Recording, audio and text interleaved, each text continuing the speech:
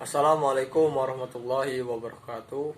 Perkenalkan, nama saya Ahmad Alfarisi, NIM 22 2017 192. Mata kuliah Analisa Laporan Keuangan dan Pasar Modal. Baiklah, di sini saya akan mempresentasikan materi keputusan investasi. Keputusan investasi adalah keputusan dalam mengalokasikan atau menempatkan sejumlah dana tertentu ke dalam jenis investasi tertentu untuk menghasilkan laba di masa depan dengan periode waktu tertentu. Keputusan investasi melibatkan waktu jangka panjang, sehingga keputusan yang diambil harus dipertimbangkan dengan baik, karena memiliki konsekuensi juga.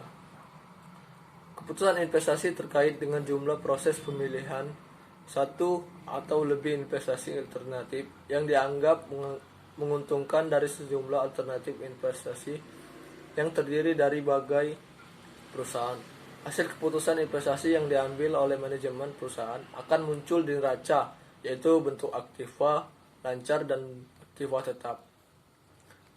Prosesnya adalah memahami hubungan antara pengembalian harapan dan risiko investasi. Hubungan pengembalian risiko dan pengembalian investasi yang diharapkan adalah hubungan yang searah dan linear. Artinya, semakin besar pengembalian yang diharapkan, semakin besar tingkat risiko yang harus dipertimbangkan. Dasar keputusan investasi. 1. Return. Alasan utamanya yaitu untuk mendapatkan untung. Dalam manajemen investasi, tingkat laba investasi disebut juga return. 2. Risiko. Wajar bagi investor untuk mengharapkan pengembalian tertinggi dari investasi mereka. Namun, ada hal penting yang harus selalu diperhatikan, yaitu seberapa besar risiko yang harus ditanggung dari investasi. Umumnya, semakin besar risikonya, semakin besar tingkat pengembalian yang diharapkan. 3. Hubungan antara risiko dan return harapan, yaitu hubungannya yang langsung linear, artinya semakin besar risiko suatu aset, semakin besar pengembalian diharapkan atas aset tersebut, dan sebaliknya. Proses keputusan investasi adalah proses pengembalian keputusan berkelanjutan yang terdiri dari 5 keputusan. 1. Penentuan tujuan investasi. Tergantung pada investor yang membuat keputusan. Biasanya lebih suka investasi pada sekuritas yang mudah diperdagangkan atau pinjaman yang berisiko tetapi menawarkan ekspektasi pengembalian yang tinggi. 2. Penentuan kebijakan investasi.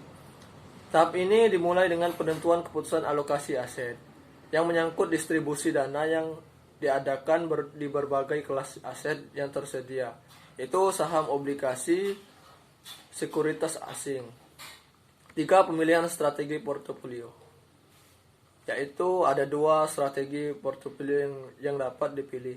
1.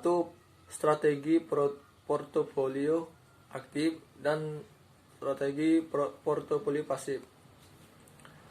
Yang aktif, kegiatan menggunakan informasi tersedia, teknik peramalan secara aktif untuk menemukan kombinasi portofolio yang lebih baik.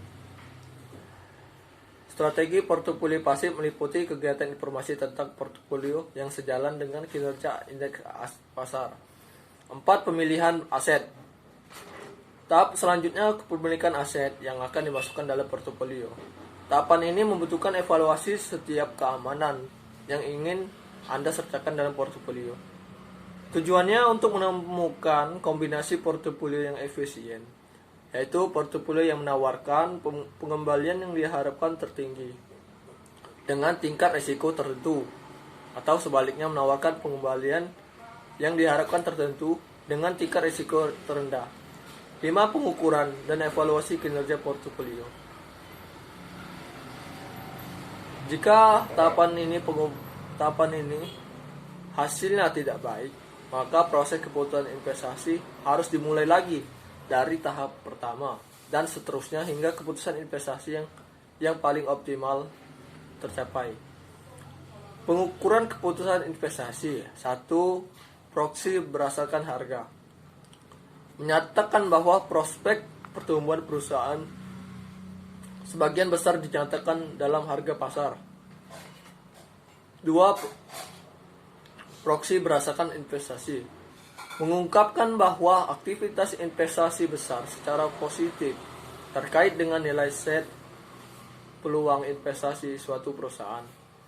Rasio yang telah digunakan berkaitan dengan proksi berdasarkan investasi.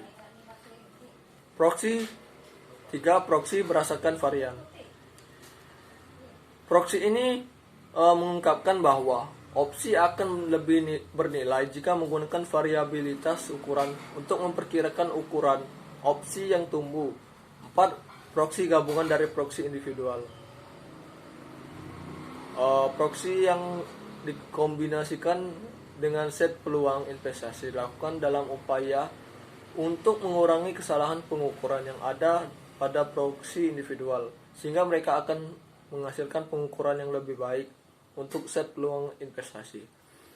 Metode yang dapat digunakan untuk menggabungkan beberapa proksi individual menjadi satu proksi untuk diuji lebih lanjut dengan menggunakan analisis faktor. Baiklah, demikianlah pembahasan materi keputusan investasi beserta dasar, proses, dan pengukuran keputusan investasi.